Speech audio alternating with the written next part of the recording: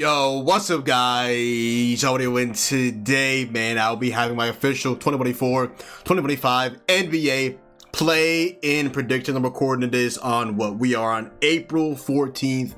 Tomorrow, April 15th, the play-in starts, and then we have the playoffs. I'm gonna go ahead, fire up a stream, and get into my official play-in predictions. The way I'm gonna do it is I just got this screenshotted, and I'm gonna mark up every single one of my picks right here. So the first playing game I think tomorrow is the Magic and the Hawks, and then we have the Warriors and Grizzlies 7-8 game, and then we have the 9-10 games of my Miami Heat versus the Bulls, and we also have the Kings versus the Mavericks. I'll get into all of that. The winner of the 9-10, loser of the 7-8, I'll go and do that. So let's say the Kings beat the Mavericks, then they would go out and face the winner of the loser of the 7-8 game between the Warriors and the Grizzlies, and then let's say boom, the Bulls beat the Heat. The Bulls would then face the loser of the Magic versus Hawks game. So other than that, let's get straight into the video.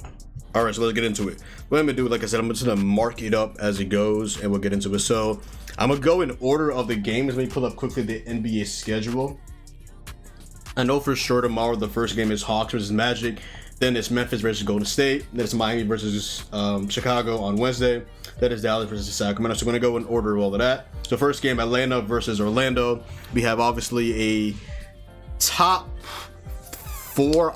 We have a top, last time I checked, they have a top 3 defense, the Magic, but they also do have a bottom 4 offense. The Hawks don't have Jalen Johnson. They really just overall just don't have a good defense. Dyson Daniels, the great barrier thief, he's holding a lot of defensive limitations there for sure. They traded away Bogdanovic. They just currently right now, man, it's just they have offense. They have offense. Like what I've been seeing out of Onyeka Okongwu, Zachary Udizashe. He's been showing some flashes on the second half of the season. But just being honest here, just being completely blunt, I probably do have the Magic. I mean, you're looking at Paolo and Franz. Yeah, Paolo hasn't had that really efficient of a season this season, and definitely going to be interesting to see him. But I have the utmost confidence in Paolo. Obviously, one of the big losses for them as well, losing Jalen Suggs, but they have a second option. I'm sorry, Hawks. Okay, they have a second option. They have a second option right now in Franz Wagner, who at points can be the 1A, 1B with Paolo and Kiro. Now, you have an identity, which is defense. Quinn Snyder really is, I guess, technically a defensive-minded head coach, even though his offense with the Hawks has usually always been better.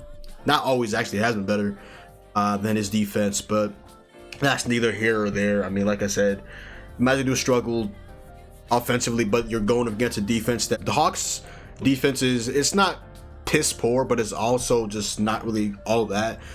They ranked as the 18th in defense right now. In offense, I mean, it obviously sucks that they lost Jalen Johnson, but offensively they still rank, they're just mid. Okay, 16th or 18th defense, 17th in terms of offense. I mean, it's the Hawks.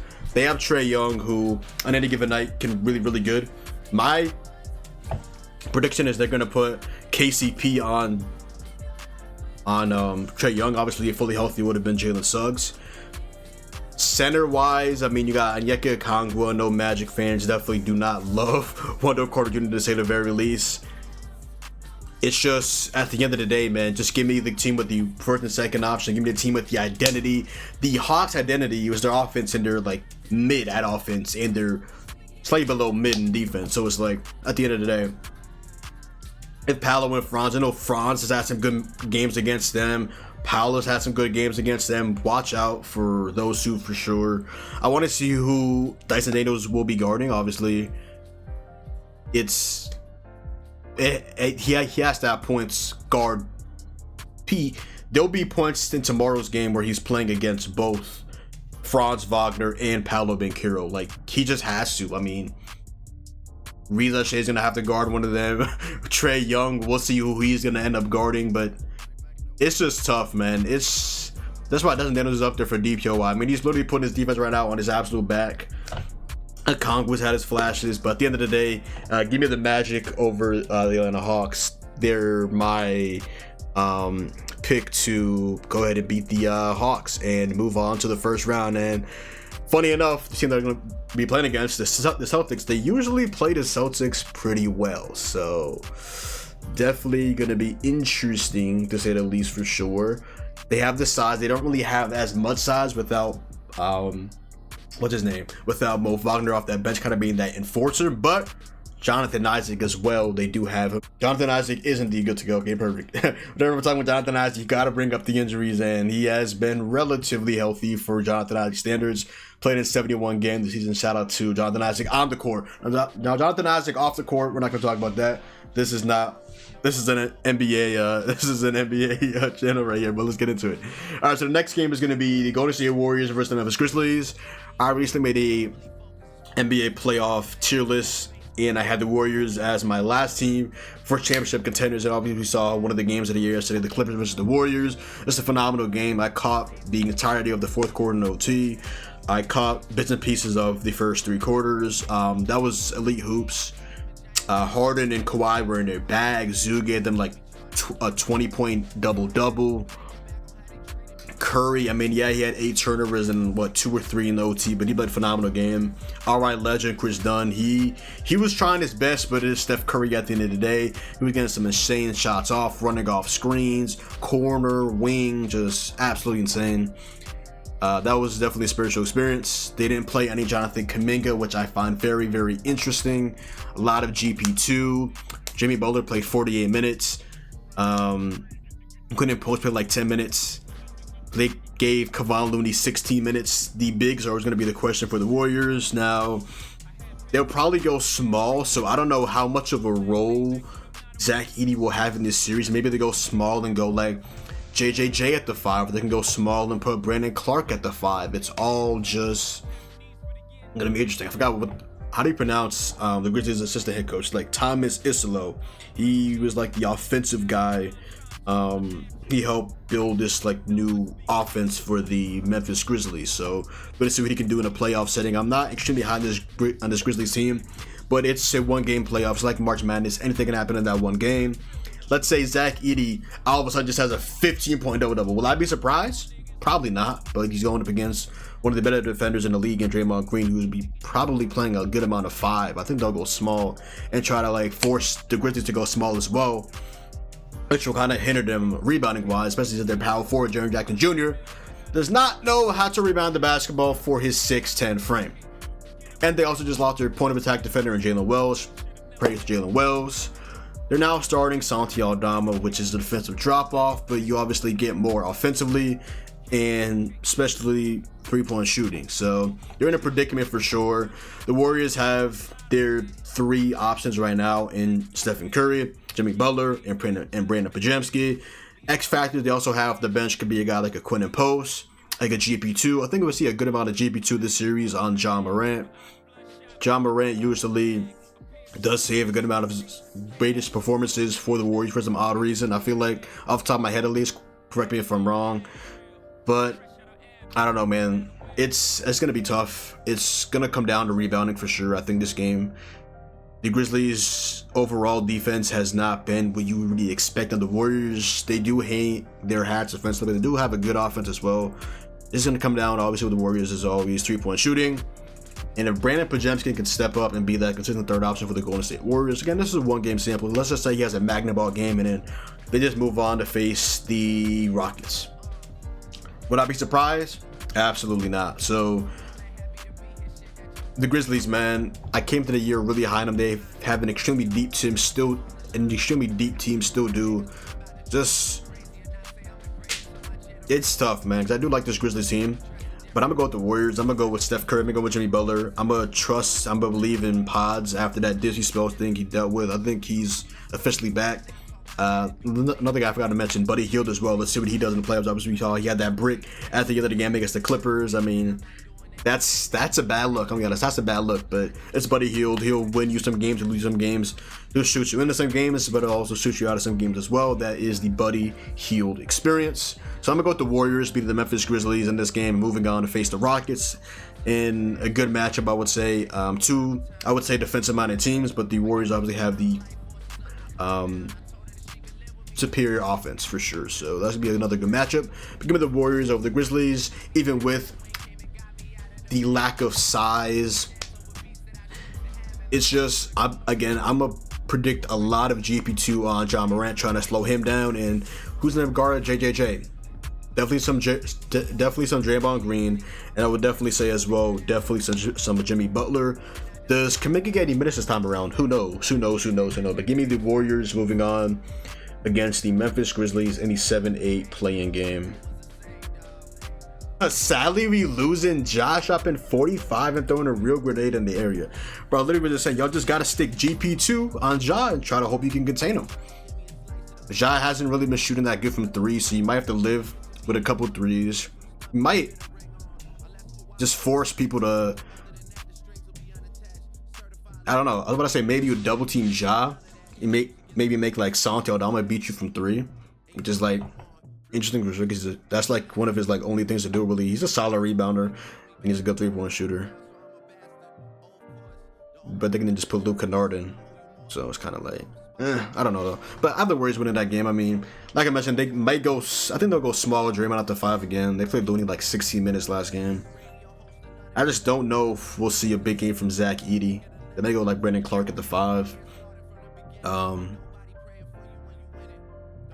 mean, I trust basically I trust both 1 to 3 options for sure. Obviously more Grizzlies with Desmond Bane over Pods, but Pods had a clutch 3 last game. It's just gonna come down to, again, 3-point shooting. Draymond Green is gonna be able to hit his 3s. Buddy Hield, will we see any Kuminga minutes? It's gonna really just come down to that, to be honest. All right, so the next game after that would be the Miami Heat against the Chicago Bulls. Now, as a Heat fan, I'll be honest, I want to lose this game. I don't want to lose potentially a lottery pick to get slaughtered in the first round by the Cleveland Cavaliers. I'm good off that. The way the Miami Heat lost their last game against the Wizards, they literally lost the game with like, they were up like 5 with like 8 seconds left. What's his name? I always get them confused, Julian and Justin Champagnie. I believe Julian Champagnie the one that was on the Spurs, correct? Julian Champagnie is the one that's on the Spurs, right? So yeah, Justin Champagnie, St. John's legends, Big East legends. Justin Champagnie had a really good game, he had like 27 points, hit multiple 3s. He hit a 3. It was a 5-point game, 2-point game. The Miami, no. Was it a 4-point game, I want to say, or something like that? Because he hit a 3, and then we hit free throws, and then Jacob, and he the ball was inbounded to him. He gets the ball and gets a backcourt turnover, and then a couple seconds left, Bob Carrington comes down and just hits a floating layup off the glass, and the Warriors went, not the Warriors, the Wizards went right at the buzzer. I'm just like, you could not make that up, man. Like, that's just the most 2024, 2025 way for the Miami to lose. Just an unserious team. Somehow we still have like a top 12 defense in the NBA. Shout out to Bam Adebayo. Offensive wise though, this team is absolutely revolting, absolutely piss poor. Give me the Bulls. The Bulls defense, it's not quite all that, but offensively they do have, I would say, the upper hand. I mean, they have a lot of good scorers on that team, like Kobe White. Josh Giddey's been doing his thing. They have Vooch in the paint, and they also have X factors like, Modest Buzelis, like Kevin Huerter. Guys come off the bench and just provide you with offense, and it's just like, I would not be surprised at all. I mean, the Miami Heat always like a double-digit lead against the Bulls, like in every game this series, but they just end up choking it because the offense can go poor. Tyler Hero shooting like 42% of the clutches, and he's our best clutch scorer. It's just, it's tough, man. It really is. I mean, the Chicago Bulls, offensive-wise, I mean, the Chicago Bulls have the 20th best offense, and they have the 19th best defense. The Miami Heat have one of the worst offenses in basketball. They have the 21st, only right behind them. But we had a nice little fake little like 6-game winning streak after a 10-game losing streak. But I think they're here or there. Defensive wise, you have the 9th best defense. I mean, again, shout out to Bam Adebayo. So I guess we have that. I mean, honestly, watching every game for the Heat, we do not feel like a top 10 defense. Let's be honest. We just don't. I don't know. Shout out to Bam Adebayo, by the way. Somehow, hopefully, he can get his way onto an All-NBA second team, but that's tough, man. That is tough. So, this fan speaking in me, I want the Bulls to win this game. Thinking logically, the Miami Heat and the play-in, they go together like peanut butter and jelly, so they might win that game, but I'm sorry. I'm going to be biased here to the other way around. Bulls win this game. The Bulls have beaten us the last like 3 games or so of the regular season. The game will be in Chicago, so they have home field advantage or home court advantage. Bulls, win this game for me, please. I beg of you. Thank you. They've listened to my TED Talk. Chicago Bulls, please beat the Miami Heat. Please, Billy Donovan, Providence, a legend, and recent Hall of Fame inductee, please beat the Miami Heat, brother. All right, and then we'll get into these 7-8 games as well. So we have next the first round of the play-in. We have the Mavericks against the Kings. So the Mavericks being here is just like hysterical. What's up, Bump? The Mavericks being there is just hysterical. I mean, the Phoenix Suns should be abolished. The Phoenix Buns, let's call them.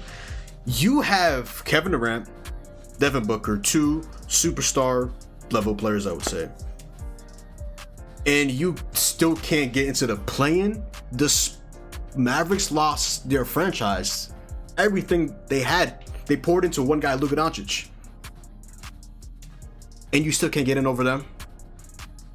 They didn't even have that big of a cushion. You started off hot, Suns. You started off hot, and then it all went crashing down. You fired Coach Bud today. B. Booker's what? He has 8 coaches in 11 years. I think I saw a stat of that. Just absolutely insane. First option, Anthony Davis for the Dallas Mavericks. Who's the second option of the team? Dinwiddie, PJ Washington, Max Christie. Shout out to Jason Kidd. Kai Jones. They have a lot of, I would say, a lot of solid players, but they don't really have that secondary option. I mean, again, so one game, March Madness style game, Dinwiddie might go off for like 30. Would I be surprised? Probably not. So the Sacramento Kings, I mean, you have 3, I would classify these as 3 really good players. Zach LaVine, DeMar DeRozan, Domantas Sabonis. Malik Monk is out, which is tough. Keon Ellis, you know, your point of attack defender, your 3-and-D guy. RI legend, Devin Carter. Probably get a couple minutes here and there. It's just the Kings will always just be a really good offensive team that just won't be good defensively. Anthony Davis against Domantas Sabonis. With all due respect to Sabonis, I do like that matchup for Anthony Davis. So this game is, I think it'll go down to the wire. It's going to come down as like every NBA game nowadays, 3-point shooting. If Max Christie can get hot, if Klay Thompson can get hot, and Anthony Davis and his Duffy, AD might go off for like a 30 and 15 game, bro. I'm going to be honest. I see him just maybe feasting on AD. I'll be honest. But who's going to be guarding like, you know, like PJ Washington? He might get hot for a couple corner threes because AD says they like playing the 4. You know who's playing the 5? Daniel Gafford. And behind him, Derek Lively. They do have size. They can go double big. The Kings power forward is Keegan Murray. He was like 6'8", 6'9". He could have hit a couple threes as well. Keep the defense honest, but it's tough, man. This is gonna be a nice little fun mid matchup right here, for sure. I don't know, man. This is tough. I remember when the play-in required the 9th and 10th seed to be with 5 games at 8 seed. Now in the playoffs with like 6 games at AD and Kyrie torn his ACL. Yeah, the Suns are not a real franchise at all. I don't know. It's honestly really, really sad how like the Suns went down this year. They started off so hot, and then it just all went crashing down. I saw that stat. They were like, what, 3-17 this year without KD? I mean, it's tough. It's definitely tough. Just an absolutely unserious team for sure. The Bradley Beal thing is just hysterical.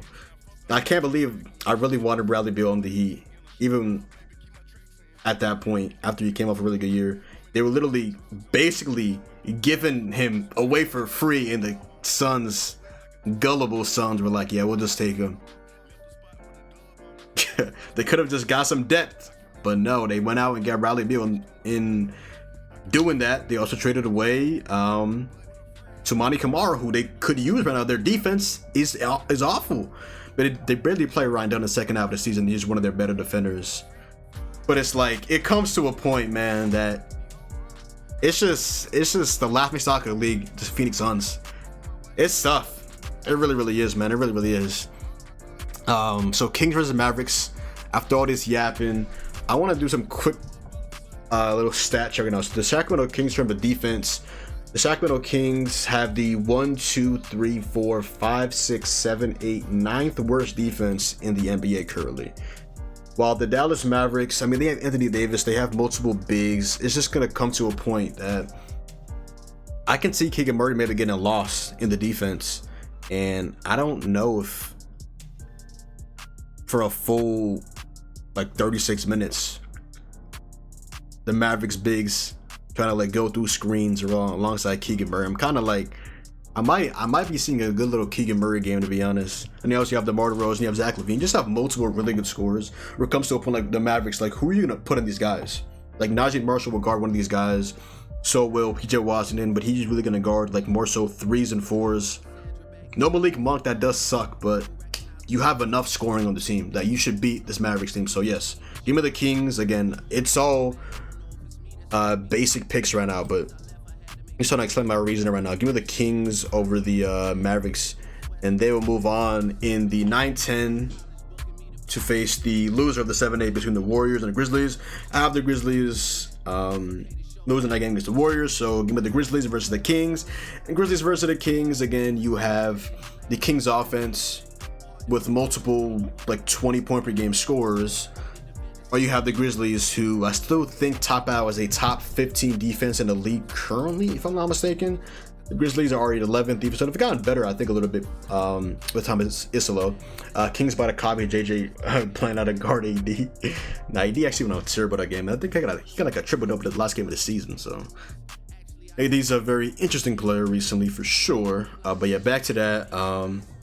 Grizzlies versus Mavericks. Grizzlies have a top 11 defense. In terms of offense, I mean, Ja's been playing better towards the last like 12 or so games, I want to say. Previously to that, Jaren was their best player. Desmond Bane is still there as well. Haven't really heard too much about Desmond Bane, but he's definitely having another Desmond Bane level season for sure. The Grizzlies right now on offense, I mean, they have a good offense. It's 6th best, and they have a close to top 10 defense. So yeah, give me the Grizzlies. It's just, again, for the Kings defensively, like who's going to guard? I mean, thinking about it right now, I mean, you obviously put Keanu Ellis to try to like contain John Morant, but then Triple J, who's gonna guard him?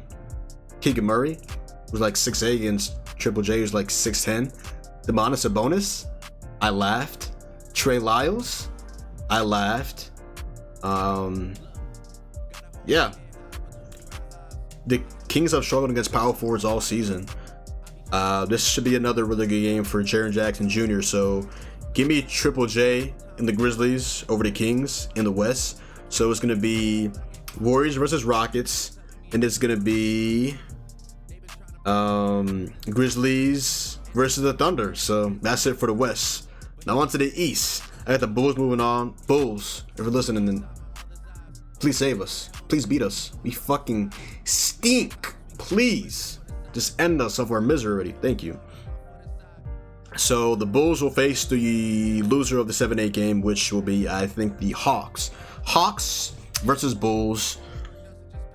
The Bulls have a close to bottom 10 offense. The Bulls defensively, just from what I've seen this season, I don't think they would grade out as a good defense. They're 19th in defense. They're 20th in offense. Yeah, I was on Bulls versus Hawks. So it'll be Celtics versus Magic and Bulls versus Hawks to face the Cavaliers with a record of 64-18. Sheesh. Bulls and Hawks. Like I said, the Bulls have they have a bottom 10 offense and they have a close, damn near bottom 10 defense. Against the Hawks, the Bulls have struggled this season defensively. They've struggled against point guards, especially playmaking wise. They allow the most assists to point guards this season. They allow like top 6 or definitely top 8 points to point guards. So another good game out of Trae Young. Not having Ayo Dosunmu, that does suck. That would be their primary guard defender, I would say. And now they really have, I guess, like Dalen Terry off the bench. And Josh Giddey's not really known for his defense, and neither is Kobe White. They'll probably start Miles Wazelis, Patrick Williams, not a real person, probably coming off that bench again. They got Vooch. Vooch, defensive anchor. I laughed. So defensively, just not a good defense against the Hawks, who do have a good offense. Not a good defense, though. Not terrible. They're like, I think they're like 18th in defense. But give me the offense versus defense. Give me the Hawks over the Bulls. Trae Young should have a good game. Again, I would have loved to have a healthy Jalen Johnson for this series for the Hawks. Bigs wise, I can see Onyeka Okongwu having a good game against Vooch. And then playing Kobe White will definitely making an appearance for sure.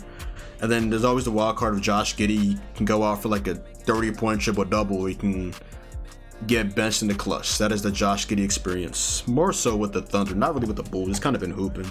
I gotta give him this credit for sure. Yeah, overall, I got the Thunder going up against the Grizzlies. I have the I have the Warriors going up against the Rockets. I have the Cavs going up against the Hawks.